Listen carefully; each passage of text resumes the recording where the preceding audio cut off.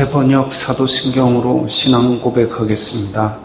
저는 전능하신 아버지 하나님 천지의 창조주를 믿습니다. 저는 그분의 유일하신 아들 우리 주 예수 그리스도를 믿습니다.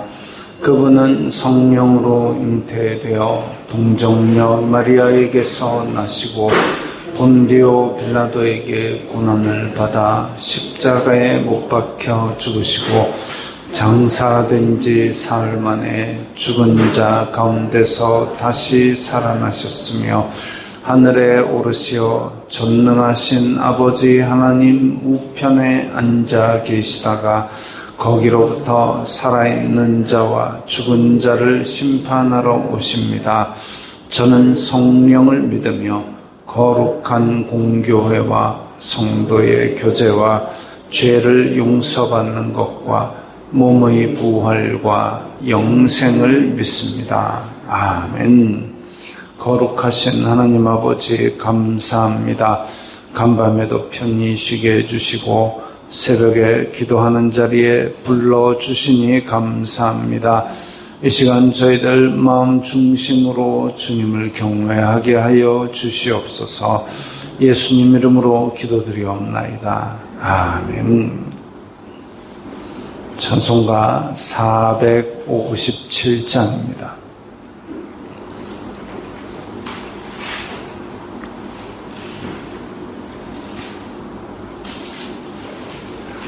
찬송가 457장입니다.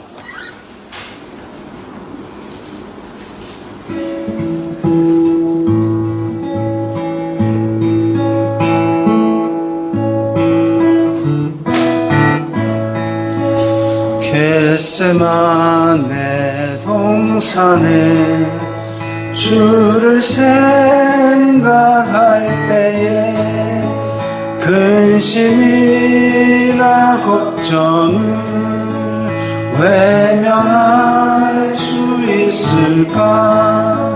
나를 항상 버리고 주를 따라가리라. 빌라도의 뜰에서 주를 생각할 때에 수치됨과 아픈 것 못 견딜 수 있을까? 길이 참고 묵묵히 주를 따라가리라. 갈보리 산 올라간 주를 생각할 때에 나의 받는 괴로움을 비교할 수 없으리. 십자가를 지고선 주를 따라가리라. 무덤에서 부활한 주를 생각할 때에 환난이나 죽음도 두려울 것 없으리. 승전가를 부르며 주를 따라가리라.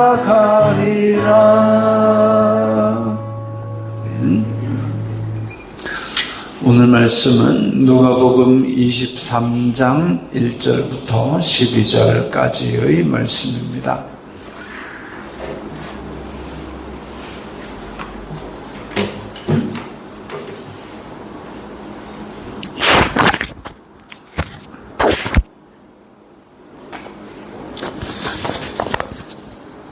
누가복음 23장 1절부터 12절까지의 말씀 함께 읽겠습니다.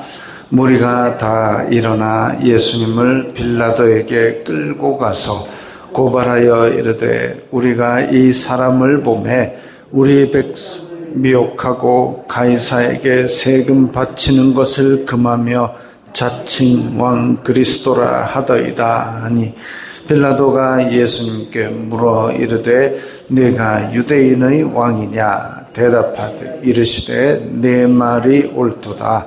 빌라도가 대제사장과 무리에게 이르되 내가 보니 이 사람에게 죄가 없도다 하니 무리가 더욱 강하게 말하되 그가 온 유대에서 가르치고 갈릴리에서부터 시작하여 여기까지 와서 백성을 소동하게 하나이다. 빌라도가 듣고 그가 갈릴리 사람이냐 물어 헤롯의 관할에 속한 줄을 알고 헤롯에게 보내니 그때에 헤롯이 예루살렘에 있더라. 헤롯이 예수님을 보고 매우 기뻐하니 이는 그의 소문을 들었으므로 보고자 한지 오래였고 또한 무엇이나 이적 행하심을 볼까 바랐던 연고로라. 여러 말로 물으나 아무 말도 대답하지 아니하시니 대제사장들과 서기관들이 서서 힘써 고발하더라. 헤롯이 그 군인들과 함께 예수님을 업신여기며 희롱하고 빛난 옷을 입혀 빌라도에게 도로 보내니 헤롯과 빌라도가 전에는 원수였으나 당일에 서로 친구가 되니라. 아멘. 자, 공회에서 대제사장과 백성의 장로들이 다 모여서 예수님을 정죄를 하려고 그랬는데 사실 자기네들도 명확하게 이게 잘못되었다, 율법을 어겼다 이런 부분이 없고 신성모독이다. 근데 이거 가지고는 빌라도에게 가서 사형을 청구할 수가 없습니다. 왜냐하면 빌라도가 아무리 잔혹한 사람이라 할지라도 빌라도가 부임할 때에 들어올 때에 갈릴리에서 막 여러 사람을 학살을 했습니다. 사실 빌라도가 그렇게 학살을 할 계제가 아닌 것이 빌라도가 다스리는 지방은 이제 여기 예루살렘을 중심으로 한 유대와 사마리아와 그리고 여기 에돔 땅, 이두메 땅 이렇게 되어 있는 아래쪽 지방이고 그 다음에 위에 갈릴리 지방은 헤롯 안디바가 다스립니다. 여기 바산 골란 고원인데가 헤롯 빌립이 다스립니다.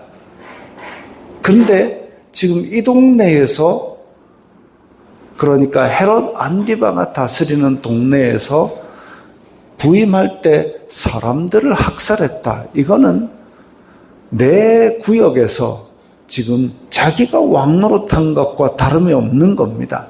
안 그래도 헤롯 형제들 중에서 헤롯 안디바, 헤롯 빌립, 헤롯 아켈라오가 원래 예루살렘 지역을 다스렸는데 아켈라오의 폭정 때문에 물러나게 되고 빌라도가 온 것이기 때문에 헤롯 형제들은 빌라도가 기분 나쁩니다. 그런데 와가지고 안디바의 구역에서 학살을 했다. 민심이 떠나가게 만드니까 그것도 기분 나쁩니다. 그래서 둘이가 사이가 아주 안 좋았습니다. 그런데 오늘 본문에 보면 둘이가 이제 이런저런 친구가 되는 걸로 나오는데 자, 무리가 다 일어나 예수님을 빌라도에게 끌고 가서 빌라도가 원래 잔혹하고 학살 잘하고 이러니까 뭔가를 이렇게 뒤집어 씌워가지고 사형을 시키려고 그러는데 그런데 유대의 법으로는 신성모독이다 해가지고 뒤집어 씌워도 뭐 이렇게 얼렁뚱땅 넘어가면 되니까 왜냐하면 판결하는 사람, 대제사장 다 한쪽 편이니까 근데 빌라도에게 데려가려고 그러니까 마땅한 죄목이 없는 겁니다. 그래서 2절에 보면 고발하는 내용이 이 사람을 보매 백성을 미혹하고 첫째, 백성을 미혹했다. 둘째, 가이사에게 세금 바치는 것을 금했다. 셋째, 자칭 왕 그리스도라 하더이다.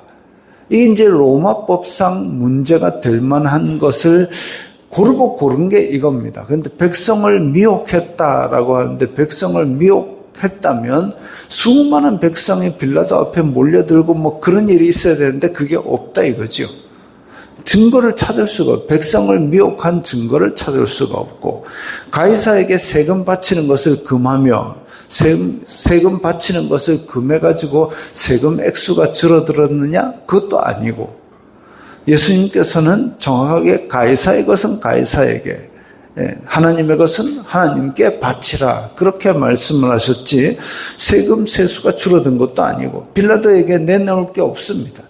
자칭 왕 그리스도라. 빌라도는 그리스도는 관심 없습니다. 왕? 로마 법에 의하면 다스리는 분은 로마 황제뿐인데 왕이라 그랬느냐? 지금 그 얘기죠. 로마 법상 문제가 될 것은 왕밖에 없습니다. 그래서 빌라도가 물어 내가 유대인의 왕이냐? 근데 대답하여 이르시되 내 말이 옳도다. 예수님께서 내가 왕이다 말씀하셨습니다. 근데 그것도 별로 인정하지 않는 게 빌라도가 이 사람에게 죄가 없도다라고 한 내 말이 옳도다 했으면 유대인의 왕이란 얘기인데 근데 이 사람에게 죄가 없도다라고 얘기합니다. 왜 그러느냐? 제사장이 따르지 않는 유대인의 왕이 어디 있겠습니까? 만약에 유대인의 왕인데 대제사장도 따르고 공회도 따르고 이러면 위험합니다.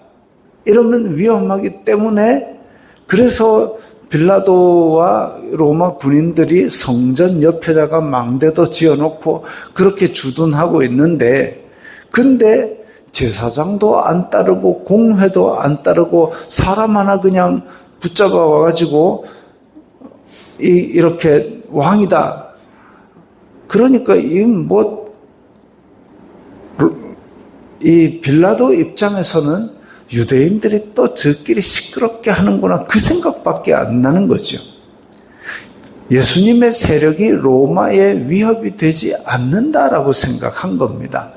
열심당은 칼을 들고 일어납니다. 로마 군인에 맞서 싸웁니다. 그럼 로마에게 위협이 되니까 잡아가지고 십자가에 달고 이렇게 하죠.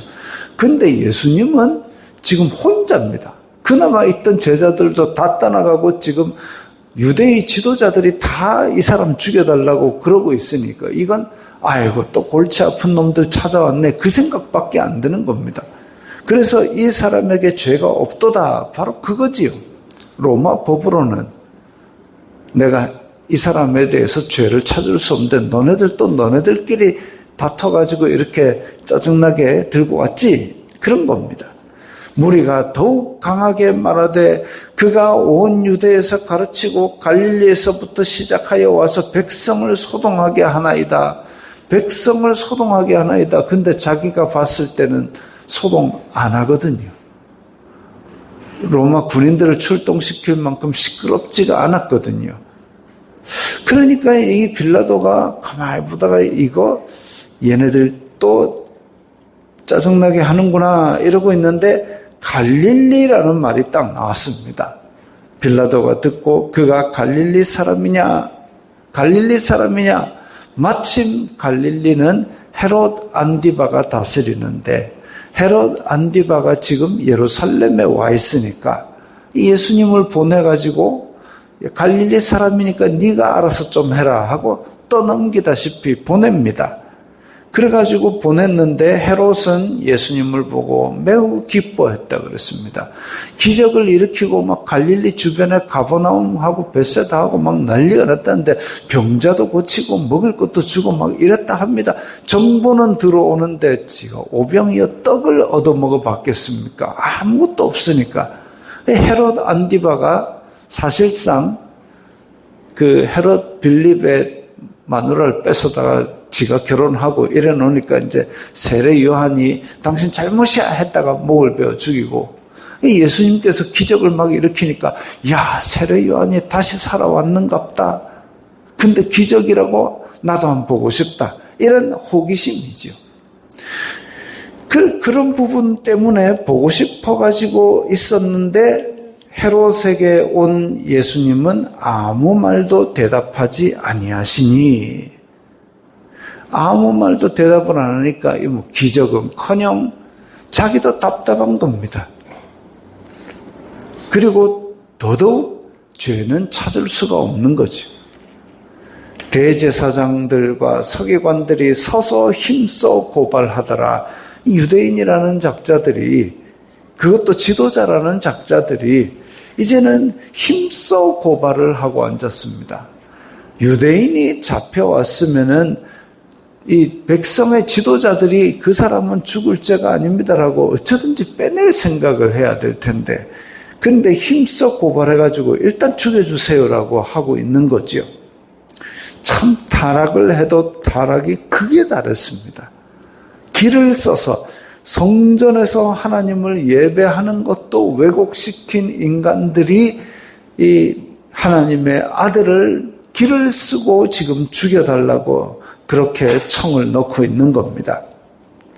11절에 헤롯이 그 군인들과 함께 예수님을 업신여기며 희롱하고, 헤롯 입장에서는, 헤롯과 빌라도는 입장이 똑같습니다. 지금 로마 법에 의하면 이 사람 죽일 죄는 찾지는 못했는데 백성들의 지도자들은 죽여달라고 찾아와가지고 그렇게 굽신굽신 해가면서 죽여주십시오 하고 있는데, 근데 이 앞에 서 있는 사람 보니까 말도 잘 안 하고 뭐 체격도 좋은 것도 아니고 그냥 툭 치면 죽을 것 같이 생겼는데 아무런 세력도 없고, 바깥에서 예를 들면 예수님께 떡 하나 얻어먹은 오병이어 떡 얻어먹은 사람 모임 이래가지고 깃발 흔들면서 풀어내라 이런 거라도 있으면 마음이 동요라도 할 텐데 그런 거 전혀 없고 세력도 없고 아무도 없는데 이 불쌍한 사람 하나 데려다가 도대체 이게 지도자들이 뭐 하는 꼴인가 싶고 한심하게 여기고,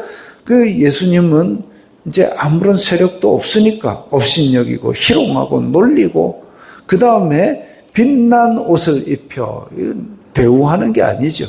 조롱입니다. 조롱. 빛난 옷을 입혀 빌라도에게 도로 보내니, 그야말로 이제 조롱과 그리고 아주 멸시하는 그런 상태로 다시 빌라도에게 보냈습니다. 나는 죄를 찾을 수 없다 이거죠. 만약에 죄인이라면 헤롯이 겉옷을 벗기고 채찍으로 쳐서 보냈을 겁니다. 그거 없이 빛난 옷을 입혀 보냈다. 헤롯과 빌라도는 전에는 원수였으나, 전에 왜 원수였다고요?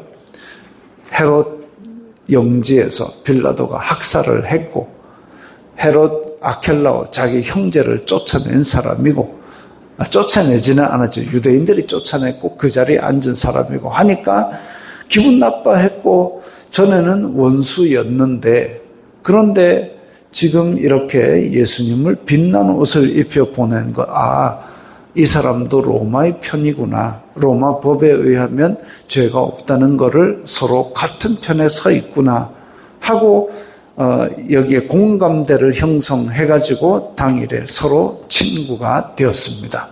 친구라기보다는 똑같은 입장에 서 있는 사람이 된 거지요. 그래서 이렇게 예수님은 세상의 법정에서 유대인들의 멸시를 당했고, 한편으로 이 사형의 권한을 지닌 빌라도의 권한 아래서 지금 이제 완전히 희롱을 받고 조롱을 받고, 그리고 이제 곧 사형을 언도당하게 될 겁니다. 죄가 있어서? 아니요.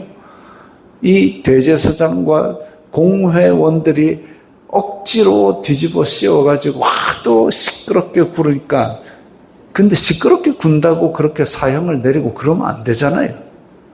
그럼에도 불구하고, 그럴 권한이 있음에도 불구하고 사형을 내리고 이런 짓을 했기 때문에 우리는 사도신경으로 우리가 믿는 것을 고백하는데 본디오 빌라도라는 이름을 두고두고 고백하면서 그 인간이 죽였다라고 얘기를 하는 겁니다.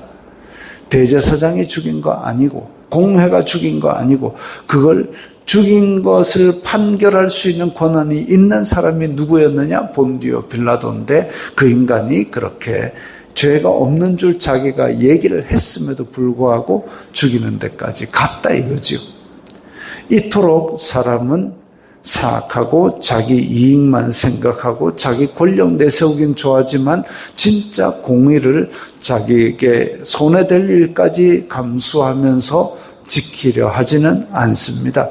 우리의 본성도 이와 똑같습니다. 의인은 없나니 하나도 없다 그랬습니다. 모든 사람이 죄를 범하였음에 하나님의 영광에 이르지 못한다 그랬습니다. 그렇기 때문에 우리는 더욱 구속이 필요한 존재들이고 예수 그리스도의 은혜가 필요한 존재들입니다. 오늘 하루하루를 살아가는 순간 속에서도 우리가 완전히 타락한 우리의 본성은 자꾸 죄로 끌고 가려고 하지만 주여 우리를 도우사 믿음을 주시고 말씀을 주시사 우리가 그쪽으로 넘어가지 말도록 해 주옵소서 하는 그 겸손한 마음으로 말미암아 오늘 하루도 믿음으로 살아갈 수 있는 줄 압니다. 이와 같이 이 하나님의 인도하심으로 오늘 하루도 죄의 속성 따라 넘어지지 말게 하시고 오직 주님의 말씀을 세상에 전하는 사람이 되게 하옵소서. 다 함께 기도하겠습니다. 거룩하신 아버지 하나님 감사합니다. 예수님께서 온갖 수모를 당하시고 사람들의 그 희롱과 조롱도 다 참으시사 우리를 구속하셨습니다. 이 은혜가 필요하오니 저희들에게 오늘도 충만히 내려주시고 주님의 은혜 감사하면서 오늘도 주님의 말씀 전하는 사람이 되게 하옵소서. 예수님 이름으로 기도드리옵나이다. 아멘.